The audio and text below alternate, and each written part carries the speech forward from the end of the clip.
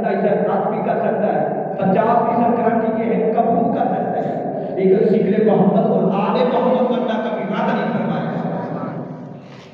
حضرت خالد بن ولید رضی اللہ تعالیٰ عنہ کے حوالے سے آپ ایک جنگ سے واپس بستی والوں نے کہا یا خالد سبحان اللہ محمد، اے خالد اپنے نبیوں کی صفت و ثنا سنا۔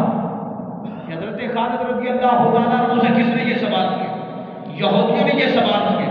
یہودیوں نے کہا یا خالد سبحان اللہ محمد، اے خالد تم اپنے پاک نبی کی صفت و ثنا سنا۔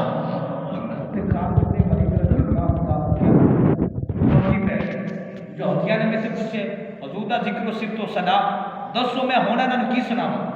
حضرت خالد بن ولید رضی اللہ تعالیٰ عنہ کہہ رہے ہیں وہ خالد بن ولید جلیل القدر صاحب، آپ ایک دفعہ کلے تلوار لے کے 60,000 کافروں کے لشکر جا کے گھس کے اور انہوں نے فصل جہنم کا بھی تھا کئی کافر آپ کر لیں اتنا اللہ پاک نے آپ کو شجاعت عطا فرمائی اور پاک نبی کی بارگاہ میں منظور نظر خالد بن ولید جب یہ کہا میں تو حضور کی صفت و ثنا پوچھتے ہوں کہ حضور کی صفت و ثنا کا عنوان وہ کہاں مجھ جیسا خالد بن ولید پتہ چلا محبوب کی صفت و ثنا کے لیے صحابہ جیسے حضرت خالد بن ولید رضی اللہ تعالیٰ عنہ محبوب کا ذکر کرنے سے عادت نہیں ہے۔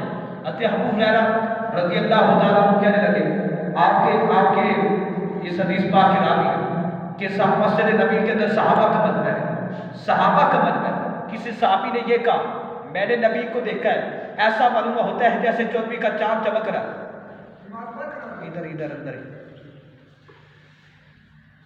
چاند کو دیکھا ہے۔ کسی صحابی نے ایک عقیدہ پیش کیا نہیں چلو حضور تم کو میں تو یہ معلوم ہوتا ہے جیسے حضور 24 کا چاند نہ زیادہ چمک رہے۔ کسی نے کیا میں سورج دیکھا، کسی نے کیا میں چاند دیکھا۔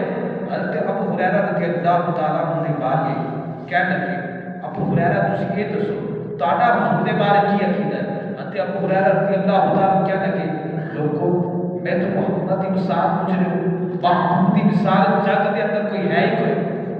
سبحان اللہ، محمود کی کوئی مثال جگ کے اندر ہے ہی نہیں، اور محمد کی تعریف وہ ہے جس کی کوئی مثال ہو اور محمد نہیں، اور جس کی کوئی مثال نہیں وہ